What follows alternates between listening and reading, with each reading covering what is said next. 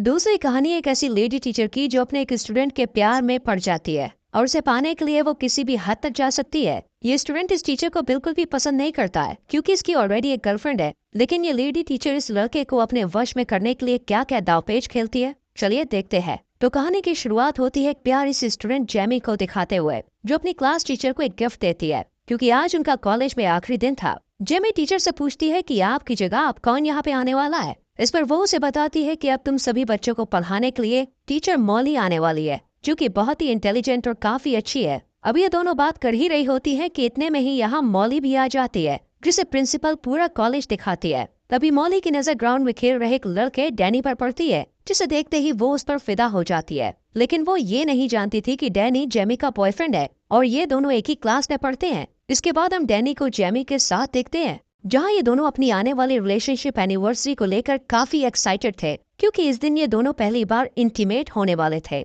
इसके बाद हम जेमी के डैड को देखते हैं, जो बस पूरा दिन घर में रहकर पबजी खेलते रहते हैं, जबकि जेमी की मॉम डबल शिफ्ट करके घर का पूरा खर्चा उठाती है, जिस वजह से जेमी के पेरेंट्स के बीच हमेशा से ही झगड़ा रहता है। जेमी को भी ये सब बिल्कुल अच्छा नहीं लगता, लेकिन वो अपने डैड से कुछ भी कह नहीं सकती थी। अगले दिन क्लास में मॉली अपने बारे में सभी स्टूडेंट्स को बताते हुए लगातार डैनी को ही देखती रहती है। साथ ही वो उसे क्लास खत्म होने के बाद एक्स्ट्रा क्लास लेने के लिए भी कहती है क्योंकि उसे डैनी पढ़ाई में काफी कमजोर लग रहा था। इस पर डैनी भी मॉली की बात मान जाता है और उससे एक्स्ट्रा क्लास लेने के लिए राजी हो जाता है। इसी दौरान मॉली उसे अपने पास बैठाती है और उससे कहती है कि अगर तुम्हें अच्छे कॉलेज में एडमिशन लेना है तो तुम्हें कल से ही क्लास लेना शुरू कर देना चाहिए। दरअसल ये सब मॉली की एक चाल थी। वो ये सब डैनी के करीब आने के लिए कर रही थी, लेकिन डैनी उसे कल की क्लास के लिए मना कर देता है क्योंकि कल उसकी और जेमी की रिलेशनशिप एनिवर्सरी थी। ये सब सुनकर मॉली को बिल्कुल भी अच्छा नहीं लगता। फिर जब डैनी यहाँ से जाने लगता है तभी मॉली उससे उसका फोन नंबर ले लेती है। अब घर आने के बाद भी मॉली का पूरा ध्यान डैनी पर ही होता है और अब वो सोचने लगती है कि आखिर कैसे जेमी और डैनी को अलग किया जाए। तभी उसके दिमाग में एक आइडिया आता है और वो अगले दिन जानबूझकर जेमी को असाइनमेंट में सी ग्रेड देती है, जिसे देखकर जेमी को बहुत बुरा लगता है। अब वो क्लास खत्म होने के बाद मॉली के पास जाती है और उससे कहती है कि मैं एक मिडिल क्लास फैमिली से हूँ और मुझे अच्छी यूनिवर्सिटी में एडमिशन लेने के लिए अच्छे ग्रेड्स की जरूरत होगी ताकि मुझे अच्छी स्कॉलरशिप मिल सके। इस पर मॉली उसे कहती है कि अगर तुम्हें अच्छे ग्रेड्स चाहिए तो कल दोबारा इस असाइनमेंट को रेडी करके लेके आना, जिससे मैं तुम्हें अच्छे ग्रेड दे सकूं। ये सुनकर जेमी मॉली को अपनी एनिवर्सरी के बारे में बताती है, जो कि आज ही थी। तभी मॉली उससे पूछती है कि तुम्हारे लिए इन दोनों में से क्या जरूरी है, एनिवर्सरी मनाना या अच्छे ग्रेड हासिल करना। इस पर जेमी कोई जवाब नहीं देती और यहाँ से चली जाती है। इसके बाद वो डैनी से मिलती है और उसे सारी बात बताती है। साथ ही आज रात के लिए उससे माफी भी मांगती है क्योंकि उसे अच्छे ग्रेड लाने के लिए आज इस असाइनमेंट को पूरा करना था। लेकिन डैनी आज की रात उसके नजदीक आना चाहता था, इसलिए वो गुस्से में यहाँ से चला जाता है। थोड़ी देर बाद मॉली डैनी के पास आती है और उसे अपने साथ डिनर करने के लिए कहती है,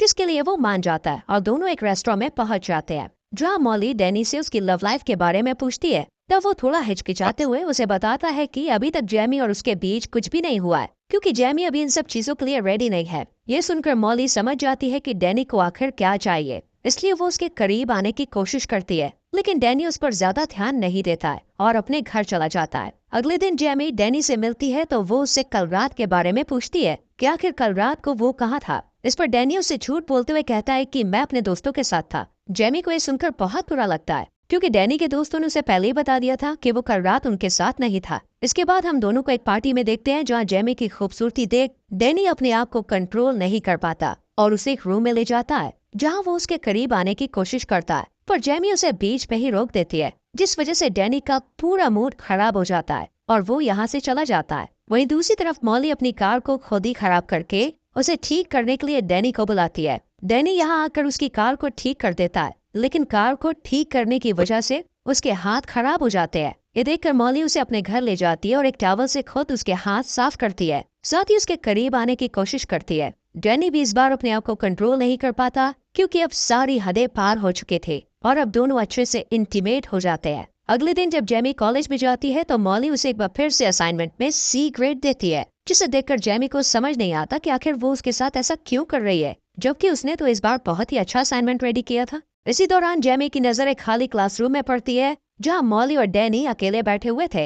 ये देखने के बाद जेमी को अब डैनी पर शक होने लगता है, इसलिए वो क्लास खत्म होने के बाद उसका पीछा करती है और देखती है कि डैनी मॉली के घर जा रहा है। और जैसे ही वो घर के अंदर चला जाता है, जेमी खिड़की की मदद से अंदर झांकने की कोशिश करती है, जहाँ उसे मॉली और डैनी एक दूसरे को किस करते हुए दिखाई देते हैं। अब जेमी समझ चुकी थी कि डैनी उसे धोखा दे रहा है, इसलिए वो रोते हुए वहाँ से चली जाती है। लेकिन उसे जाते हुए डैनी देख लेता है और उसके पीछे जाने लगता है। हालांकि मॉली उसे रोकने की कोशिश करती है, लेकिन वो नहीं रुकता और जेमी के पास पहुंचकर उसे माफी मांगने लगता है। साथ ही अगली बार ऐसा कुछ न करने का वादा भी करता है। ये सुनकर जेमी भी उसे माफ कर देती है, जिसके बाद रात में डैनी के पास मॉली का मैसेज आता है, लेकिन वो उसका रिप्लाई नहीं करता और अगले दिन कॉलेज में भी उसे पूरी तरह से इग्नोर करता है। खुद को इग्नोर होता देख मॉली अब काफी परेशान हो जाती है और वो समझ जाती है कि जरूर जेमी को इन दोनों के बारे में पता चल गया है, इसलिए वो अच्छा बनने के लिए जेमी को आज ए ग्रेड देती है। इस पर जेमी उसे कहती है कि तुम ये मत समझना कि ए ग्रेड मिलने की वजह से मैं तुम्हें माफ कर दूंगी। इतना कहकर वो अपना असाइनमेंट डस्टबिन में फेंक कर यहाँ से चली जाती है। इसी दौरान डैनी जेमी के पास आता है और उससे कहता है कि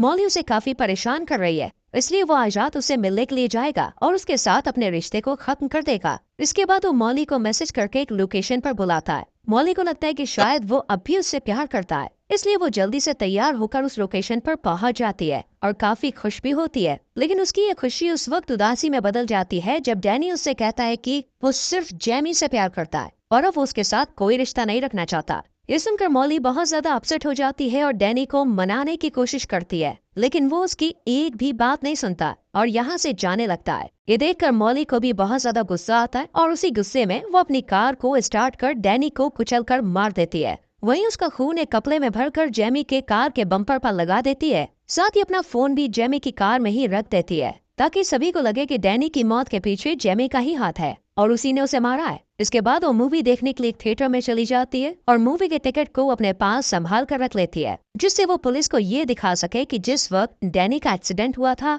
उस वक्त वो थिएटर में मूवी एंजॉय कर रहे थे। फिर हम मॉली को ऑनलाइन एक मैकेनिक को ढूंढते हुए देखते हैं, जिसे वो काफी सारे पैसे देकर अपनी कार को ठीक करने के लिए कहती है। साथ ही इस बारे में किसी को भी ना बताने के लिए कहती है। वहीं दूसरी तरफ पुलिस को जब डैनी की डेड बॉडी के बारे में खबर मिलती है तो पुलिस फौरन लोकेशन पर पहुंच जाती है और इस बात का पता लगाने की कोशिश करती है कि आखिर डैनी की इस हालत का जिम्मेदार कौन है। इधर जेमी को भी अब उसकी एक दोस्त डैनी की मौत के बारे में बता देती है, जिसे सुनते ही वो भागकर पुलिस स्टेशन पहुंच जाती है और पुलिस को बताती है कि उसे अपनी क्लास टीचर पर शक है, क्योंकि कुछ दिनों से मॉली और डैनी का अफेयर चल रहा था और कल रात वो मॉली से मिलकर सब कुछ खत्म करने वाला था। इसके बाद पुलिस देर न करते हुए मॉली के घर पूछताछ के लिए पहुंच जाती है, जहां वो उन्हें झूठ बोलते हुए कहती है कि हमारे बीच ऐसा कभी कुछ हुआ ही नहीं था। डैनी को मैं सिर्फ एक अच्छा स्टूडेंट समझती थी। साथ ही वो पुलिस को मूवी की टिकट भी दिखाती है और अपने चोरी हुए फोन के बारे में भी बताती है, जो कि असल में उसने खुद ही जेमी की कार में रखा था। मॉली की बात सुनने के बाद और टिकट देखने के बाद पुलिस को भी लगने लगता है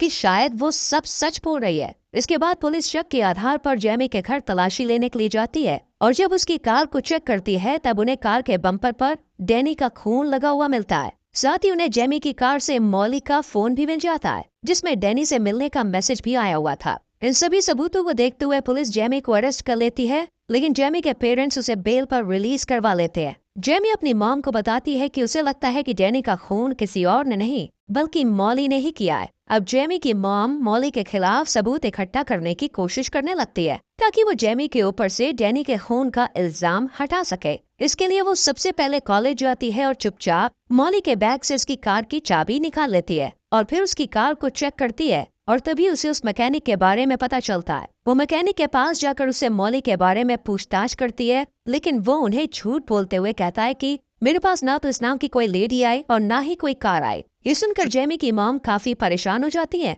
और वो उदास होकर यहाँ से जाने लगती है कि तभी उनके पास मैकेनिक की एक एम्प्लॉय आती है और सारा सच बता देती है कि किस तरह मॉली ने काफी सारे पैसे देकर अपनी कार को ठीक कराया है। जेमी की मॉम जब उसे पुलिस के सामने यही सच बताने के लिए कहती है तो वो इसके लिए मना कर देती है, क्योंकि मैकेनिक उसे जॉब से निकाल देता और ये जॉब उसके लिए बहुत जरूरी थी। इसके बाद जेमी की मॉम घर आकर अपने हस्बैंड से इस बात को शेयर करती है और जेमी भी चुपचाप उनकी बातें सुन लेती है और वो अपनी मॉम से मॉली के घर जाने के लिए कहती है, पर वो उसे मना कर देती है क्योंकि उसके पैर में ट्रैकर लगा हुआ था, जो कि पुलिस ने लगाया था, जिससे जेमी कहीं भाग ना सके। हालांकि इस वक्त तो जेमी अपनी मॉम की बात सुन लेती है, लेकिन रात में जब इसके पेरेंट्स सो जाते हैं तब ये अकेले ही मॉली के घर पहुंच जाती है और अपनी